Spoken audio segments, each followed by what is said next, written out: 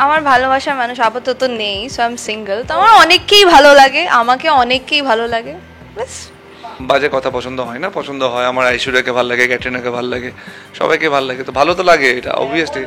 এমন নাম বললে যেগুলো আমি আশেপাশেও নিশ্চয়ই ভালো লাগে, তো ভালো লাগলে সেই সময় ওই আর কি, সবাই নিজের একটা বাউন্ডারির মধ্যে থাকে।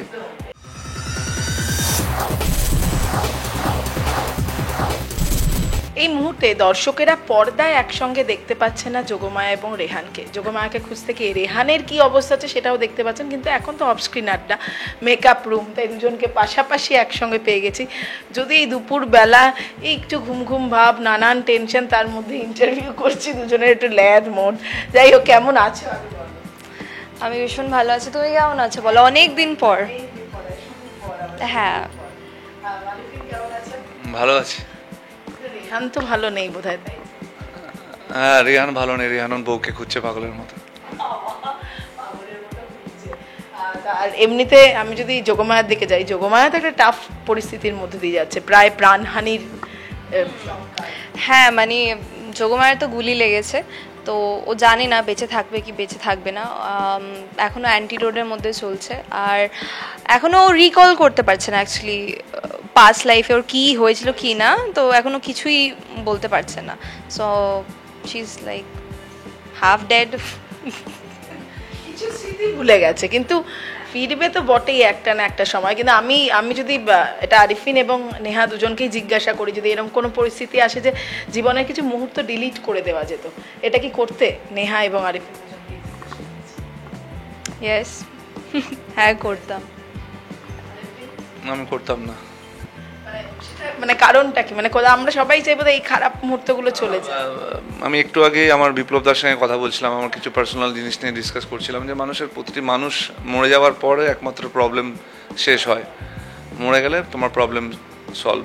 তো জীবনে বেঁচে থাকতে গেলে তো প্রবলেম আসবেই, কারোর কম প্রবলেম আসে, কারোর বেশি প্রবলেম আসে, তো আসে প্রবলেম সবার মতো করে। তো আমার জীবনে যা যা প্রবলেম এসেছে সেই সময় কষ্ট দিয়েছে, পরে এটা আমার কাছে অ্যাসেট মনে হয়েছে। আর অ্যাক্টরের প্রবলেম আমার মনে হয় আসা ভালো, নাহলে সে ভালো অভিনয় করতে পারে না। নতুন চিকিৎসক এসছে পরিবারে, তাই তো? আমার মনে হয় সেটা যোগমায়ার ক্ষেত্রেই এসছে, কিন্তু কি আসলে রেহান বা যোগমায়ার জীবনে কি করবে সেটাও একটা। হ্যাঁ, ওটা অনেক বড় একটা প্রশ্ন। আমার কাছে তো she is a garden Angel, ওই আমাকে বাঁচিয়েছে। ওই ডক্টর না হলে আমি তো আজকে বেঁচে থাকতে পারতাম না। বাট হ্যাঁ, পরবর্তীকালে কী হবে জানি না।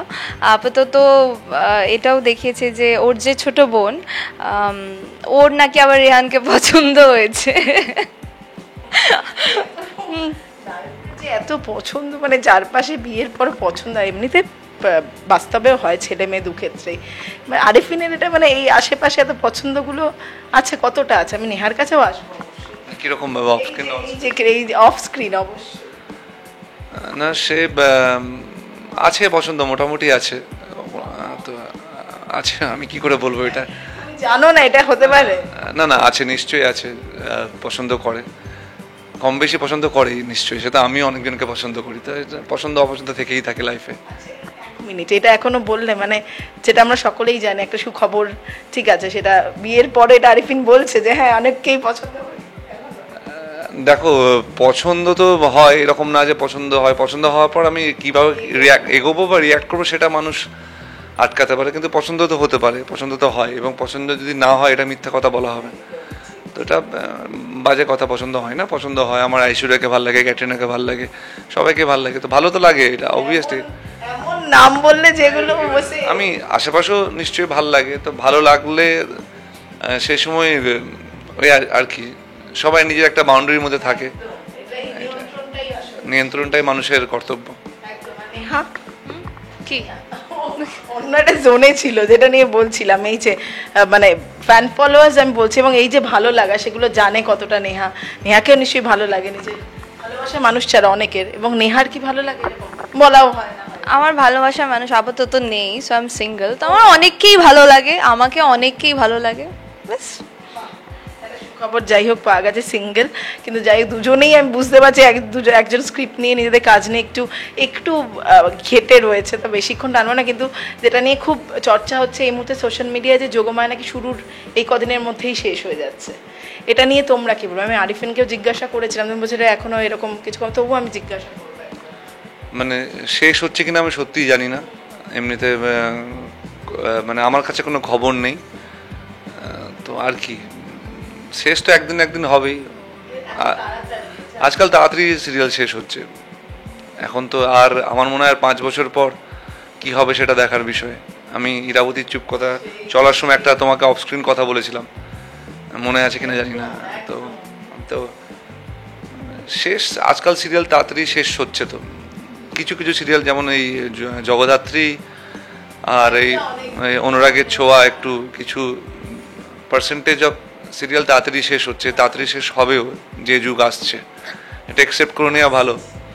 অ্যাকসেপ্ট না করলে এটা থেকে ওভারকাম কী করে করতে হবে সেটা আমরা বুঝতে পারবো না। তো আজকে আমাদের সিরিয়ালও শুরু হয়েছে, শেষ হবে। কত তাড়াতাড়ি শেষ হবে বা দেরিতে শেষ হবে এটা আমার উপর ডিপেন্ড না, কিন্তু আমার কাছে কোনো খবর নেই সিরিয়ালটা শেষ হওয়ার। শেষ করবো, কিন্তু নেহা এটাই জিজ্ঞাসা করবো যে এতদিন বাদে আবার ফেরা এবং শুরু হওয়ার কয়েক মাসের মধ্যেই শোনা যাচ্ছে যে শেষ হচ্ছে, বা তুমি হয়তো এই প্রশ্নের সম্মুখীন হয়েওছো বা দেখেওছো সোশ্যাল মিডিয়া, এইটা কি খারাপ লাগার? মানে এটা অ্যাকাস্টমড হতেও তো টাইম লাগে।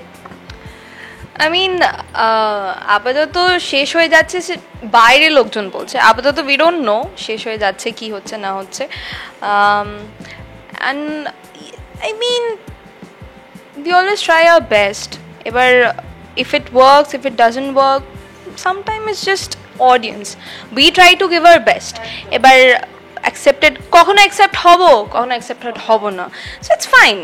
And I'm still not negative. I mean যদি শেষ হওয়ার থাকে হবে, না হওয়ার থাকলে হ্যাঁ, yeah, so it's fine. শেষ করব, দর্শকদের যোগমায়া দেখার জন্য সেম কথা, আর কি বলবো, এক কথা প্রতিদিন 6 বছর ধরেই বলে আসছি। তো দেখতে থাকুন, তো দেখতে থাকুন বললেও দেখবে না, 1000বার বললেও দেখবে না, দেখার হলে দেখবে। হ্যাঁ, তাহলে তো সব সিনেমা হিট হতো। বড়ে মিয়া ছোটে মিয়া থেকে শুরু করে সব, দাঙ্গালও হিট, বড়ে মিয়া ছোটে মিয়াও হিট। তো এটা বললেও হবে না, আমি জানি। কিন্তু এমনিতে আমি বলছি যে সিরিয়াল যেরকম হয় সেই তুলনায় আমাদের সিরিয়ালটা ভালো হচ্ছে।